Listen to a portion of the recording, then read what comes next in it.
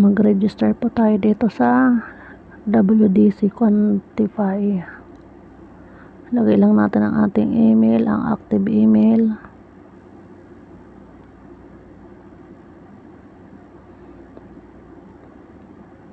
Para kung may mga code makukuha natin or mabubuksan natin, diba? So maglagay tayo ng, ayan, nakapaglagay na tayo ng ating email at saka password. Click natin register.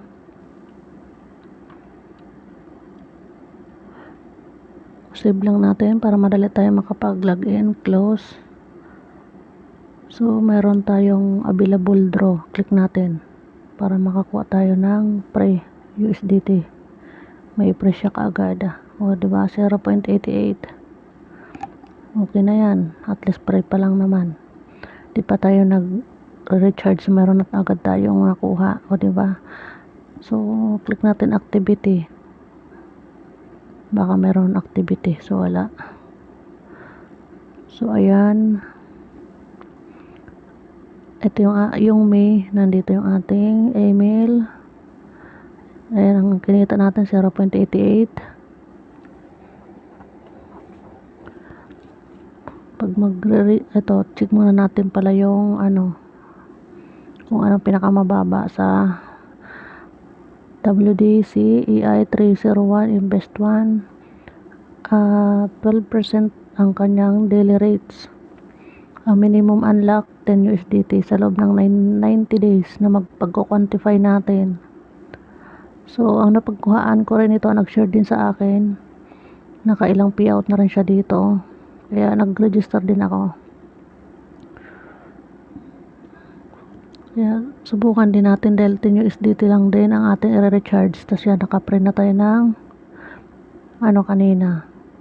So sumunod 90 days 100 USDT naman. So mas mataas na ito dito. Ayan, 300. 15% naman ang kanyang daily rates. At saka ito naman 16 daily rates. At saka 800 ang kanyang minimum unlock amount. So ito mas malaki, 2,000. Palaki ng palaki ang percent din niya. Ayan. So ayan, dito nakikipag-quantify ang ating robot. So wala silang investment dito. Sa iba kong mga pinost dyan, merong investment. So nandito ang ating invite friend.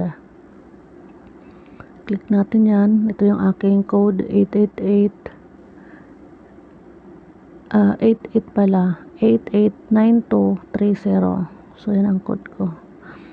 So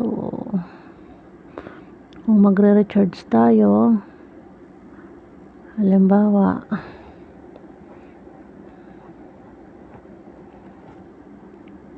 ito, invest natin to. Halimbawa ito click mo lang yung invest, tapos confirm. So dito 4 ang pagpipilian.